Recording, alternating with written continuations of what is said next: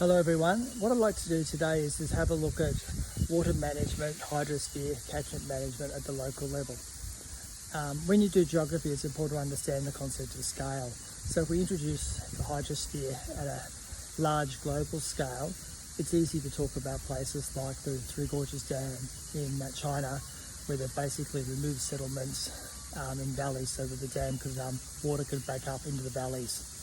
We have the Warragamba Dam here in Sydney, and we also have very local level work we can do.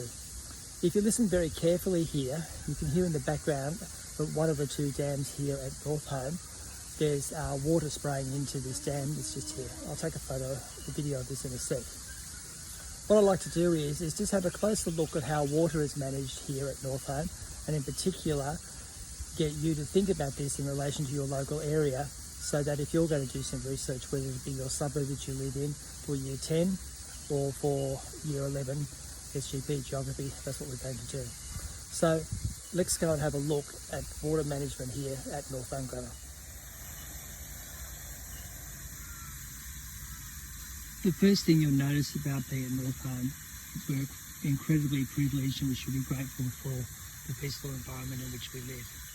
You can hear water is being pumped out of and pushed back into the dam. There's probably a technical reason for that. I'm just going to move over here so you can see it more closely. Just there, if you have a look there. I'm going to have a guess, and it's in relation to aerating the water so it doesn't get algal bloom. So you can see there's a pumping station just there, and the water is getting pulled from the bottom or through the pipes and pushed back out into the dam. Now the other thing I want to point out here now is that this dam is at the upper part of the topography of the school. The school is in a valley, it's on a ridge between two valleys. The ridge just through the middle is Cobar Road, which turns into Bloodwood Road. And to the right-hand side of the eastern side is the upper catchment of Calabash Creek, which goes down to Barara Creek. And on the western side, to the left of where I am now, is the upper catchment of Cobar Creek. And those two creeks provide the valleys either side of the school. Though we only have access to the valley on school property on the left-hand side, which is the western side of Cobar Creek. Now, as you can see here, I'll move back over here, we have a dam. This dam gets fed by runoff and rain. I won't go into the biosphere part of it here, but you can see there's a very rich ecosystem around the edges of it. And if I pause for a sec, you'll be able to hear birds.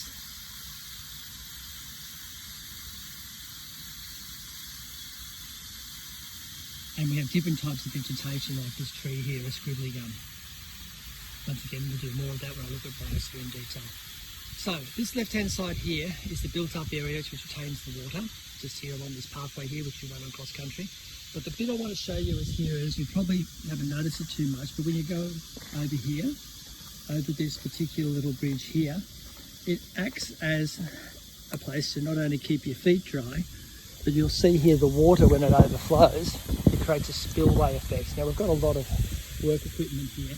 When the water level lies higher than that, it'll come around through here like this and go down through here, and what you'll end up with is water going through this gully underneath those stairs, the pathway there, and go down through this gully just here.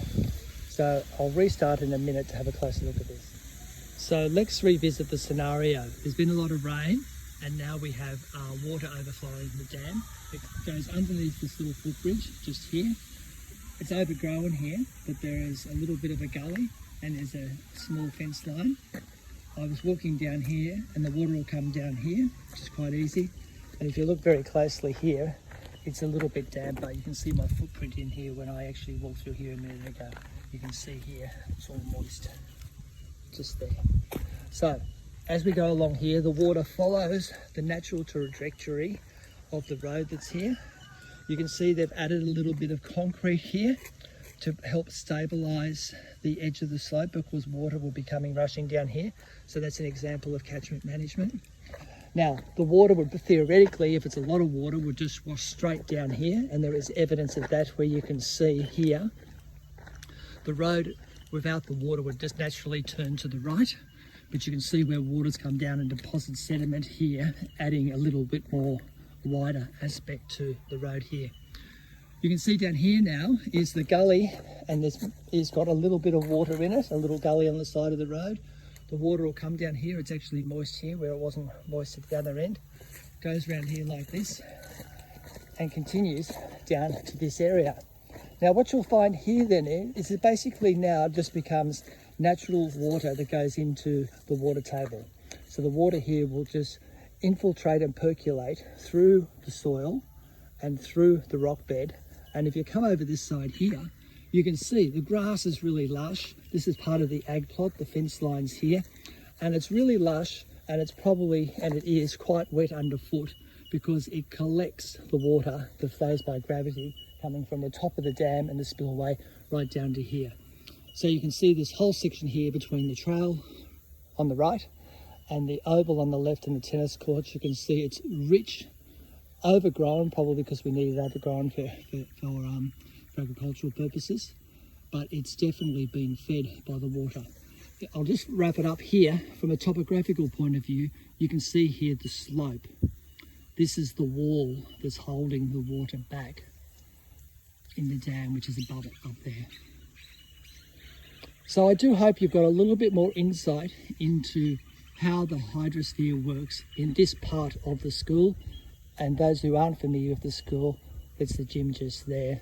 And these are some of the classrooms which are very close to this. So we are very fortunate to have access to this sort of local field work in our area of Northolm, in Arcadia, Fieldtown. That's all from me for the time being. We'll go on and do some activities and focus on this video a bit later. Bye for now.